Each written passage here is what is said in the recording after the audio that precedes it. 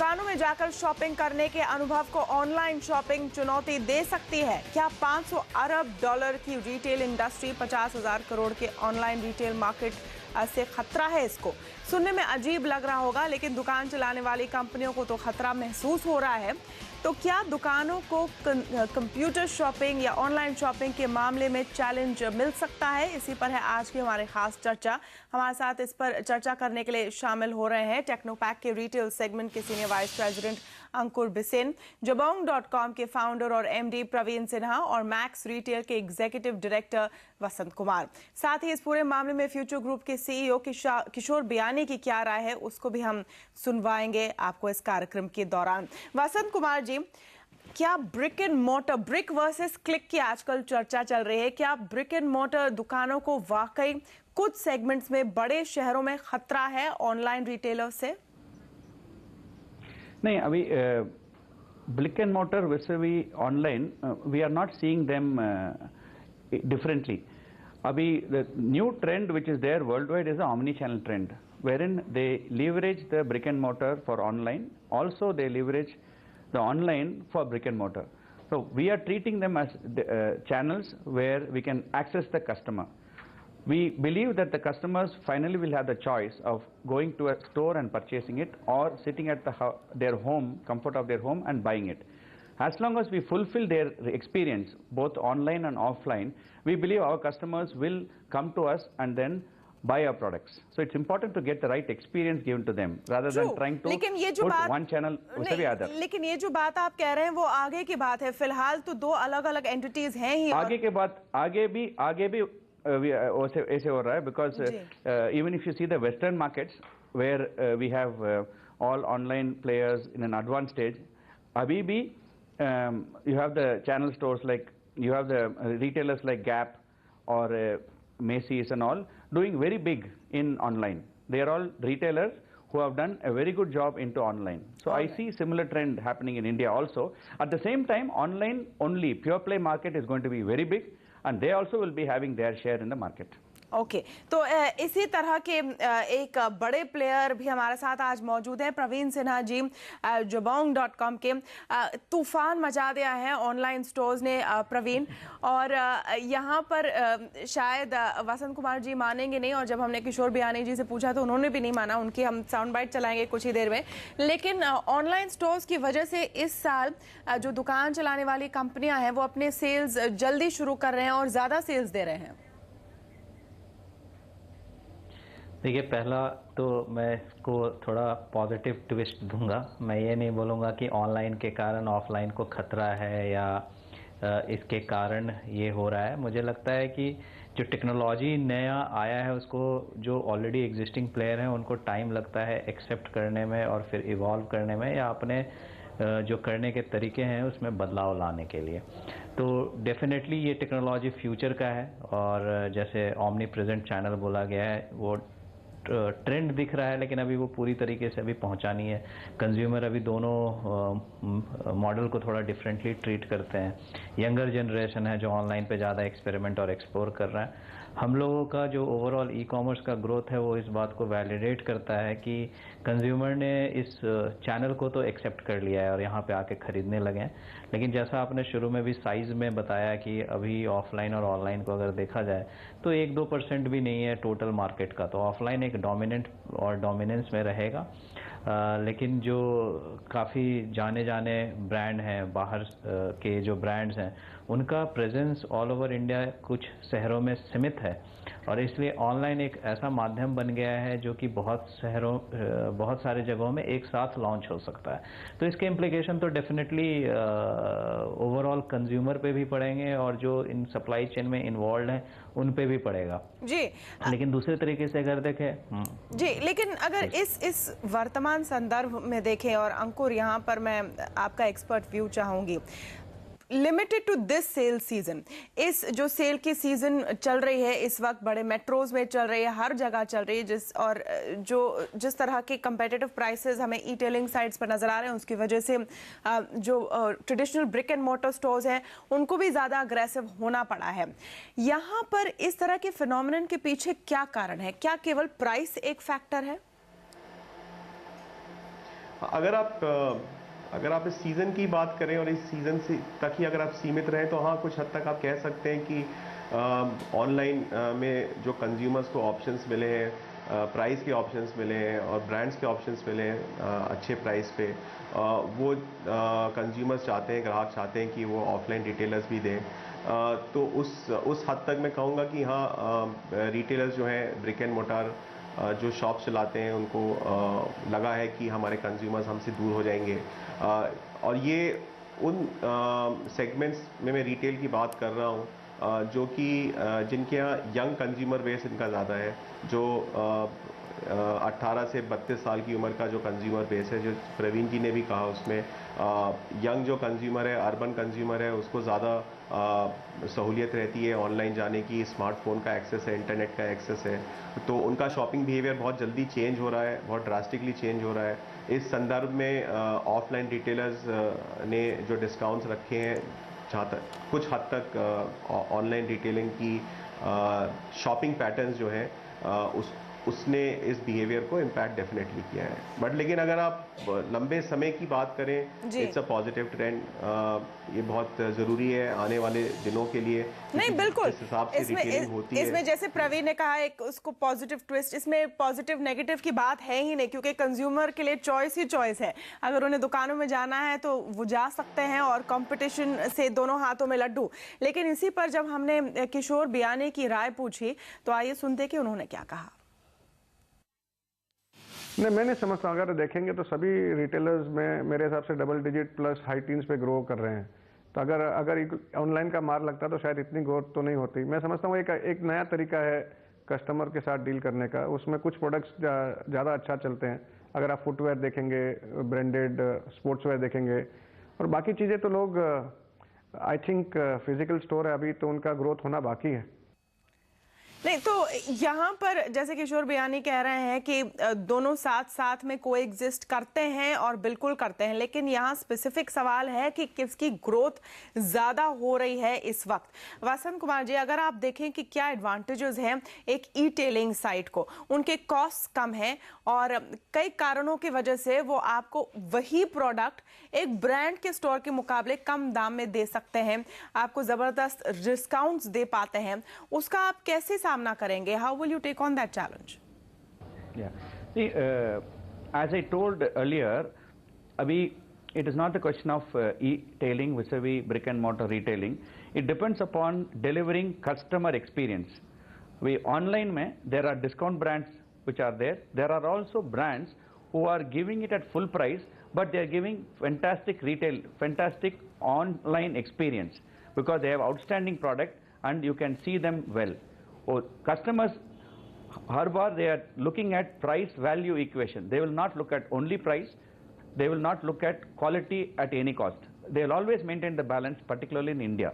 So if you maintain the balance in omni-channel, what we are saying is when you are online, deliver excellent online experience for the customer.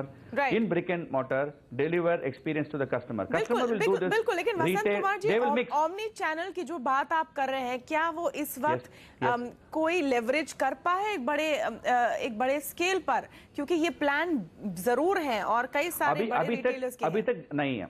अभी तक नहीं है, but इसके आगे because of technology development, online technologies are also available. बिल्कुल, और जब तक आप स्केल अप करें, क्या थोड़ी देर हो जाएगी, या जब आप स्केल अप करेंगे तो एग्जिस्टिंग प्लेयर्स लाइक jabong.com को फिर अपने आप को रीइन्वेंट करना पड़ेगा? आप कैसे पैन आउट होते देखते हैं इस पूरे सिनेरियो को प्रवीण? देखिए, दो पार्ट में ब्रेक करता हूं मैं। एक तो पहला है कि कैसा ये ग्रोथ है, तो डेफिनेटली ऑनलाइन का ग्रोथ काफ़ी ज़्यादा रहेगा कंपेयर टू ऑफलाइन। उसके बहुत सारे रीज़न हैं, लेकिन मेन रीज़न ये है कि अगर ये अभी स्टार्ट ही हुआ है 2-3 साल पहले, तो इसका बेसलाइन इफेक्ट ही है। 1 बिलियन का शुरुआत है, तो 100 बिलियन होने में इनको ज़्यादा जल्दी होना पड़ेगा कंपेयर टू ऑफलाइन, जो ऑलरेडी 50-100 साल से इंडिया में है। ऑर्गेनाइज्ड रिटेलिंग भी काफ़ी साल हो गया आए हुए भारत में। तो उसको अगर देखते हैं तो अभी शुरुआत हुआ है, तो ये ग्रोथ तो होना ही है। दूसरा, अगर मैं पूरा ग्लोबल ट्रेंड इस पे देखूं तो हर जगह ये देखा जा रहा है कि ये शिफ्ट हो रहा है, लेकिन अभी भी ऐसा नहीं हुआ है कि ऑनलाइन ऑफलाइन से ज़्यादा डोमिनेंट हो गया है। लेकिन अभी एक नया टेक्नोलॉजी जो मोबाइल प्लेटफॉर्म पे ट्रांजैक्शन करने की जो क्रिया है वो अभी शुरुआत हुई है 1-2 सालों में, और विश्व स्तर में भी ये टेक्नोलॉजी बहुत ही नया है, जहाँ पे आप मोबाइल जो कि बहुत ही एक्सेसिबल डिवाइस है उस पर आप शॉपिंग कर सकते हैं। तो ये सब कुछ ब्रेक थ्रू टेक्नोलॉजी आएगी, उसका फिर एक्सेप्टेंस आएगा। अगर कस्टमर एक्सपीरियंस अच्छा रहा तो ये बहुत ज़्यादा रफ्तार से बढ़ जाएगा। तो ये तो पहला पार्ट है जहाँ पे ये ग्रोथ कंपेरेबल नहीं रहेगा, दोनों ही बड़े होंगे, इसमें कोई दो मत नहीं है। लेकिन ऑनलाइन आपको अपैरल के सेक्टर में 100 से 200% year on year overall growth दिखाएगा। अगर मोबाइल टेक्नोलॉजी ने डिसरप्टिव कुछ कर दिया तो ये 500 से 700% हो जाएगा। आज की तारीख में नहीं, आज की तारीख में 200% के करीब है। तो ये ग्रोथ में तो डेफिनेटली डिफरेंशिएटर रहेगा, लेकिन ये को एग्जिस्ट तो करेंगे। और ये बात सही है, ये भी देखा गया है कि जो ऑर्गेनाइज्ड या ऑफलाइन रिटेल में बहुत ज़्यादा मसल रखते हैं वो थोड़ा टाइम लगता है उनको ऑनलाइन में प्रेजेंस बनाने का। ग्लोबली भी जो बहुत बड़े लेकिन जब बना लेंगे प्रवीण, जब बना लेंगे, जब एक रिलायंस रिटेल या एक फ्यूचर रिटेल एक बड़े प्रेजेंस के साथ ऑनलाइन में एंट्री करेगी और वही चीज़ें बेचेंगी जो आप बेचते हैं ज़्यादा मसल के साथ, तब आप क्या करेंगे? तो देखिए, एक तो हमें कुछ फ़ायदा तो होना ही चाहिए कि हम लोगों ने यहाँ पहले एंट्री करके पहले ही मार्केट में काफ़ी अपना नाम both in terms of availability of brands and delivery experience पे बनाया हुआ है। तो ऐसा नहीं है कि किसी बड़े प्लेयर के आते ही ये डाइल्यूट हो जाएगा। कुछ स्ट्रेंथ है, कुछ लॉयलिटी है जो हम लोगों ने डेवलप कर ली, उस पर हम लोग लेवरेज तो करेंगे। दूसरा, ये मार्केट इतना छोटा नहीं होने वाला है कि 2 के आते ही ये मार्केट ख़त्म हो जाएगा। ये मार्केट बहुत ज़्यादा ग्रो होगा। और अगर आप इसको देखें, अंडरलाइंग मार्केट ट्रेंड्स देखें कि हर बड़े राज्य में, चाहे वो यूएस है, चाहे वो चाइना है, वहाँ पे ऑलरेडी एक बहुत बड़ा ऑर्गेनाइज्ड रिटेलर नहीं तो ऑफलाइन रिटेलर रहा है। लेकिन आपको एक ऑनलाइन रिटेलर का प्रेजेंस हमेशा एक नया प्लेयर ही आएगा, क्योंकि ये टेक्नोलॉजी बहुत नहीं है, इसकी समझ बहुत नहीं है। ऐसा नहीं है कि बाकी लोग समझ नहीं पाएंगे, लेकिन जो लोग जल्दी आके समझ के और इसमें भी ट्रायल एंड एरर है, क्योंकि इतने सारे जो ऑनलाइन साइट्स आए हैं उसमें से सब नहीं चले हैं। वैसे जब हमने किशोर बियानी से बात की और उनसे पूछा कि ऑनलाइन साइट डिस्काउंट्स के रूप में इतनी टक्कर कैसे दे पाते हैं, तो आइए सुनते हैं उन्होंने क्या कहा। नहीं जरा भी, आई थिंक हम अल्टीमेटली जो रिटेलर्स भी हैं वो भी हमारे ब्रांड ही बेच रहे हैं, उनके खुद के ब्रांड्स तो है नहीं। तो जो ब्रांड्स मार्केट में हैं वही ब्रांड्स वहाँ बिकते हैं। तो ये तो हम लोग आज अपने ब्रांड्स को कुछ दुकानों में नहीं बेच के कुछ ऑनलाइन भी बेचते हैं। तो हमारी भी ऑनलाइन में काफ़ी प्रेजेंस है हमारे ब्रांड्स की। हम लोग भी उन साइट से हमारा माल भी बेचते हैं, बट हम लोग जो डिस्काउंट देते हैं उनके ऊपर वो डिस्काउंट दे के माल बेचते हैं। उनकी जो फंडिंग होती है वो सब्सिडाइज्ड होती है, क्योंकि उनको इन्वेस्टमेंट मिलता है कि आप डिस्काउंट दीजिए। अंकुर, इज दैट द ट्रिक? जो ई-टेलिंग साइट्स हैं उनकी फंडिंग ही उनको एक डिस्काउंट के लिए सब्सिडी देती है, और ये मॉडल कितना सस्टेनेबल है? क्योंकि ऑनलाइन शॉपिंग का ये एक तरह से आप सेकंड वेव बोल सकते हैं। बहुत सारे साइट्स कुछ साल पहले भी खुले थे और उसमें से ज़्यादा चले नहीं, कुछ सर्वाइव कर पाए हैं। प्रॉफिट मेकिंग आज भी कम ही मिलेंगे। देखिए, अगर आप ये प्रश्न मेरे से 2 साल पहले करती तो कुछ हद तक मैं इस बात से इत्तेफाक रखता, लेकिन आज की डेट में अगर मैं फंडिंग और इन्वेस्टमेंट्स को देखूं ऑनलाइन में क्षेत्र में जो हो रही हैं, उसके पीछे एक बहुत बड़ा लॉजिक है, उसके पीछे एक बहुत बड़ा कन्विक्शन है प्राइवेट इक्विटी इन्वेस्टर्स का, वेंचर कैपिटलिस्ट का। आज की डेट में 2-3 चीज़ें जो क्लियर ट्रेंड्स नज़र आते हैं इन्वेस्टमेंट के ज़रिए, वो ये हैं। पहला ट्रेंड ये है कि अब वो ज़माने गए जहाँ पे आप कोई भी छोटा ई-टेलर पैसा उठा के साइट चला सकता था।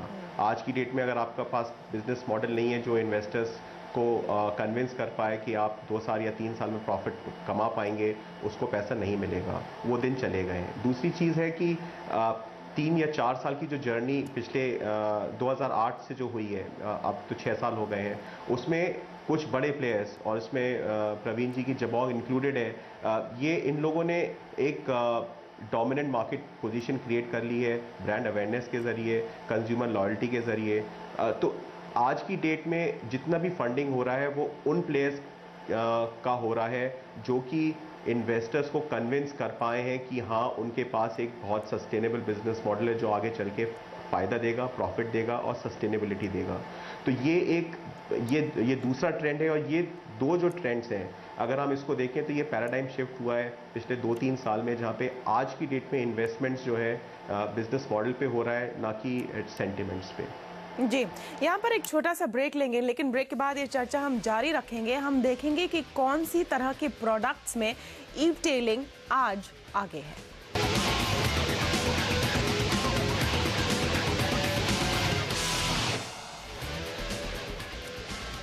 चुपके ई-टेलिंग या ऑनलाइन रिटेलिंग ने ऐसी पकड़ ले ली है बाजार पर कि जो दुकान चलाने वाली कंपनियां वो सोच रहे हैं कि अब कैसे compete करें। ये शायद वो मानेंगे नहीं, लेकिन इस सेल सीजन में, इस समय के सेल सीजन में तो ये साफ नजर आ रहा है। इसी पर हम आज चर्चा करें। वसंत कुमार जी, आपको लगता है कि कहीं पर जो आपके ट्रेडिशनल ब्रिक एंड मोर्टर कंपनियां हैं, जो रिटेलर्स हैं, दे मिस द बस, ये सारे सिग्नल्स वो देख नहीं पाए जब ऑनलाइन साइट्स या ई-टेलिंग साइट्स इतने अग्रेसिवली सोशल मीडिया पर एडवर्टाइज कर रही थी, जब बहुत अग्रेसिवली डिस्काउंट्स वो एडवर्टाइज कर रही थी। क्या उन्हें आप लोगों ने अंडर एस्टिमेट किया? नहीं, it is not that brick and mortar players are missing the bus. Frankly, अभी 2 साल में brick and mortar's growth has been fantastic. Overall category growth has been very high. The whole organized retail was barely 15% in 2005. अभी organized retail in fashion apparel अभी 30% हुआ. Now with e-tailing also happening with brands like Jabong, Flipkart and Amazon all joining in, abhi this 30% definitely is going to double over the next 10 years to maybe 60%. So we are seeing the size of the cake becoming bigger, and the way I see moving forward is either you are in online or you are in brick and mortar or you are doing omni-channel, you should be amongst the top in terms of brand. If you are amongst the top in terms of the brand, customers will come to you. Right. There's no reason why one should miss the bus if you are staying on top. Okay Praveen Sinha, आगे की अगर challenges की बात करें, और यहाँ मैं specifically Jabong की नहीं लेकिन इंडस्ट्री की ओवरऑल बात कर रही हूँ, कि आपने माना कि साइज आप लोग की रिलेटिवली कम है, आप नए प्लेयर्स हैं, एक नए किस्म की टेक्नोलॉजी है, लेकिन छोटे शहरों में, गांव में अब तक आप लोग की पहुंच नहीं है। क्या वहाँ स्केल अप करना बहुत और बेहद ज़रूरी होगा अगर आप लोग को कम्पीट करना है? और दूसरी बात है कि जिस रेट से नई नई साइट्स निकल कर आ रही हैं, सब अपना क्वालिटी कंट्रोल क्या कर पाएंगे? देखिए, आपने ये प्रश्न अच्छा पूछा कि क्या हम रिमोट लोकेशन पे पहुंच पाएंगे। तो बहुत ही रिमोट लोकेशन तो मुश्किल है, लेकिन अगर आप देखिए कि कुछ ब्रांड्स हैं वो कुछ ही शहरों में उपलब्ध हैं आज के डेट में, अगर वो 20 सिटीज़ या 50 सिटीज़ में उपलब्ध हैं, तो ऑनलाइन जो माध्यम है वो 500 सिटीज़ तक पहुंचा सकता है। क्या वो छोटे गांवों तक पहुंच गया है आज के डेट में? नहीं। लेकिन छोटे गांव में मोबाइल फोन पहुंच गया है जहां पर वो आपकी साइट देखकर शॉपिंग कर सकता है। हाँ बिल्कुल, और वहाँ पे आता है कि एक तो है मोबाइल डिवाइस, दूसरा है इंटरनेट भी पहुँच गया। अब है कि क्या लॉजिस्टिक्स वहाँ डिलीवर कर पाएगा। तो जब ये पहले 2 इंफ्रास्ट्रक्चर प्रॉब्लम्स सॉल्व होते हैं, तब तीसरा खुद ही खुद शुरू हो जाएगा। जैसे ही वहाँ पे अपॉर्चुनिटी दिखेगी, हमें ट्रैफिक दिखेगा, तो हम अपने कुरियर पार्टनर के साथ 2-4 ई-कॉमर्स की कंपनीज भी साथ मिलके वो सेंटर्स खोलना शुरू करेंगी। और ये केवल आप डिलीवरी में नहीं देख सकते। एक और आप देखेंगे, जैसे हम लोगों ने किया था इंडिया ऑनलाइन फैशन वीक, वही था कि उसका भी उद्देश्य यही था कि अब अगर आप ऑनलाइन हैं तो फैशन जैसे स्टाइलिस्ट हो गए, हेयर डिज़ाइनर्स हो गए या फैशन डिज़ाइनर्स हो गए, वो खाली बड़े शहरों में नहीं रहते, वो छोटे शहर में भी रहते हैं, लेकिन उनको मौका नहीं मिलता अपना टैलेंट दिखाने का। तो वो भी हम लोग बैक एंड से उस टैलेंट को लाते हैं, मेंटरिंग कराते हैं, और इस माध्यम को भी हम लोग डेवलप कर रहे हैं। तो खाली डिलीवरी या बेचना नहीं है, पूरा इंफ्रास्ट्रक्चर कैसे हम लोग इवॉल्व कर सकते हैं, ये ध्यान हम लोग बहुत ज़्यादा फोकस करके रखते हैं कि ओवरऑल डिलीवरी एक्सपीरियंस अच्छा हो, लेकिन अगर टैलेंट है जो उस मार्केट को समझते हैं और उनके पास अच्छा आइडिया है, उसको भी प्रोडक्ट में कन्वर्ट करके वापस डिलीवर कर दें। तो दोनों तरीके से हमारे जो काम करने का तरीका है वो दोनों चीज़ों को कवर करता है। जी, साथ में ही जब हमने किशोर बियानी से बात की इस पूरे सब्जेक्ट पर और उनसे पूछा कि जो ऑफलाइन मार्केटिंग है या जो दुकानें हैं वो कैसे compete करेंगी ऑनलाइन मार्केट प्लेस से, तो आइए सुनते हैं उन्होंने क्या कहा। आई थिंक हम जो समझते हैं कि आगे इंडिया, अगर आप देखेंगे तो इंडिया वर्ल्ड का 16 to 17% पॉपुलेशन है, लैंड मास 3% से कम है, तो अल्टीमेटली जगह तो कम है इंडिया में। अगर सभी लोग कंज्यूम करने लग जाएंगे, 120 करोड़ लोग, तो ई कॉमर्स डिजिटल टेक्नोलॉजी तो सभी कंपनियां अपना रही है। अगर आप वर्ल्ड में देखेंगे तो फिजिकल और डिजिटल बिजनेस का एक कन्वर्जेंस हो रहा है। तो हमारी योजना तो यही है कि बिग बाजार डायरेक्ट करके हमने जो फ्रेंचाइज नेटवर्क बनाया है, हर पिन कोड में हम लोग एक असिस्टेड ई कॉमर्स का मॉडल बना रहे हैं। BigBazaar.com दिसंबर तक हमारी चालू करने की योजना है, जहाँ पे बिग बाजार में जितने प्रोडक्ट्स मिलते हैं आप ले सकते हैं, हम लोग आपको डिलीवरी कर सकते हैं। उसके बाद ईज़ोन ऑनलाइन हमारा अक्टूबर में शुरुआत हो जाएगी। उसके बाद प्लैनेट स्पोर्ट चालू हो जाएगा। हम लोग एक बड़ी टेक्नोलॉजी का इंटीग्रेशन कर रहे हैं, हिब्रिस करके एक टेक्नोलॉजी है SAP की। तो वो टेक्नोलॉजी का इम्प्लीमेंटेशन के बाद हम सभी कुछ कर पाएंगे, जो कि शायद 1.5 लाख प्रोडक्ट हम हमारे साइट पे बेच पाएंगे, जो आज इतने प्रोडक्ट्स नहीं बेच रहे हैं, बट कम प्रोडक्ट बेच रहे हैं। तो अंकुर, आपने सुना कि क्या प्लान है फ्यूचर ग्रुप का? 1.5 लाख प्रोडक्ट्स ऑनलाइन बेचने की उनकी योजना है, और जाहिर है कि बड़े प्लेयर्स आएंगे ही। अमेजोन के आने के बाद भी हमने कंसोलिडेशन देखा ऑनलाइन मार्केट प्लेस में। जब बड़े प्लेयर्स पूरे आर्सेनल के साथ ऑनलाइन स्पेस में आएंगे, तो जो एग्जिस्टिंग किंग्स हैं ऑनलाइन स्पेस के, उनको क्या करना होगा सर्वाइवल के लिए? देखिए, ये थोड़ा क्वेश्चन प्रीमेच्योर है मेरे हिसाब से, बिकॉज मैं जो वसंत कुमार जी ने कहा, मैं उस बात से काफ़ी इत्तेफाक रखता हूँ कि मार्केट इतना बड़ा है, $500 बिलियन का मार्केट है, उसमें आज की डेट में सिर्फ 9% मॉडर्न रिटेल से सेल होता है। तो 93% जो मार्केट है वो आज भी ट्रेडिशनल मॉम एंड पॉप से स्टोर्स ही बेचते हैं। कोई भी आप कैटेगरी उठा लें, उसमें अपैरल, इलेक्ट्रॉनिक्स 20-30% बेचने लगे हैं आज की डेट में मॉडर्न रिटेल के थ्रू। दूसरी चीज़ हम लोग जो भूल जाते हैं वो ये कि भारत की जो व्यवस्था है, अर्थव्यवस्था, वो प्राइवेट कंजम्पशन लेड अर्थव्यवस्था है, एक्सपोर्ट लेड नहीं है। तो जितनी भी ग्रोथ होगी आपकी इकोनॉमी में GDP की, वो सारी की सारी रिटेल कंजम्पशन में आके गिरेगी। उस लिहाज चलते हुए अगर तो आप देखें, अंकुर, क्या आप कह रहे हैं कि कोई वो बढ़ता जाएगा, कोई कंपटीशन नहीं होगा? नहीं, हाँ, अगर कोई बड़ा रिटेलर ऑनलाइन स्पेस में आ जाता है, तो क्या एग्जिस्टिंग प्लेयर्स को कोई फर्क नहीं पड़ेगा? देखिए, ये एक नेचुरल एवोल्यूशन है। जब भी मार्केट बड़ा होता है तो ज़्यादा प्लेयर्स कूदते हैं, तो फिर लॉजिकल आप क्वेश्चंस पूछते हैं कि प्रोडक्ट डिफरेंशिएशन है कि नहीं, आपका फोकस क्या है, वो है कि नहीं। तो ये सारे जो प्रश्न हैं वो उस वक्त ज़्यादा उठेंगे। तो आप देखेंगे कि ऑनलाइन स्पेस जो है स्पेशलिस्ट में अलग कन्वर्ट हो जाएगी, जर्नलिस्ट में अलग कन्वर्ट हो जाएगी, मार्केट प्लेस में अलग कन्वर्ट हो जाएगी, जो इन्वेंट्री रखते हैं उसमें अलग कन्वर्ट हो जाएगी, उसके अंदर में जो लोग हैं लीडर्स बन के निकल के आएंगे। तो इस तरीके की चीज़ जो है निकल के आएंगी। बट मैं फिर भी यही कहूँगा कि मार्केट इतना बड़ा है कि अपॉर्चुनिटी दोनों के लिए, जो रिटेल में है और ऑनलाइन में आना चाहते हैं, और जो प्योर ऑनलाइन प्लेयर्स हैं, वो दोनों इस पूरी अपॉर्चुनिटी को दोनों हाथ से भी अगर एड्रेस करना चाहें, तब भी मार्केट में इतनी ज़्यादा अपॉर्चुनिटी है कि वो आप एड्रेस कर सकते हैं। बिल्कुल। तो मार्केट में कंज्यूमर्स के लिए क्या अपॉर्चुनिटी है? अंत में प्रवीण, हमने ऑलरेडी एक तरह से कंपटीशन देखा है इस सीजन में। क्या ये एक्सटेंड होने जा रहा है ऑनलाइन स्पेस में? आपकी तरफ से किस तरह के नए डील्स और ऑफर्स हम देख सकते हैं, ताकि ज़्यादा लोग ई-टेलिंग में अपनी चॉइस करें और परचेजेस करें? तो देखिए, मार्केट में तो जो भी बेस्ट हो सकता है वो ऑनलाइन कम्युनिटी देने की कोशिश करती है, और जबोंग उसमें हमेशा लीडिंग पोजीशन लेता है। और इसमें एक फ़ायदा ये रहता है कि ऑनलाइन को कोई रियल एस्टेट फ्रंट एंड नहीं रखना पड़ता, सेल्स स्टाफ नहीं रखना पड़ता, जो कि एक ओवरहेड की तरह आपको कैरी करना है। तो अगर आप ऑफलाइन में एक नया स्टोर खोलेंगे तो वो आपके सारे कॉस्ट आ जाएंगे, लेकिन अगर ऑनलाइन में आप एक नया शहर या नया पिन कोड खोलेंगे तो आपके ओवरहेड्स मोर और लेस सेम रहते हैं, और वेरिएबलाइज्ड वे में आपका डिलीवरी कॉस्ट केवल बढ़ता है।